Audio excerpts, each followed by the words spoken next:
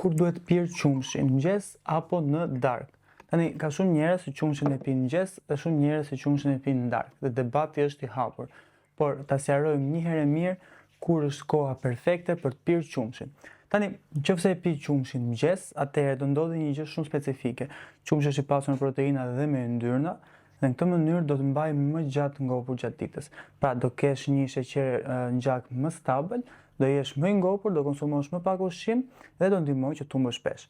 Ndërsa nëse e konsumon në darkë, qumshi ka një proteinë që quhet kasein. Dhe pikërisht kjo proteinë bën të mundur që gjatë kohës që ti fle gjumë, ndihmon trupin të rikuperojë muskujt.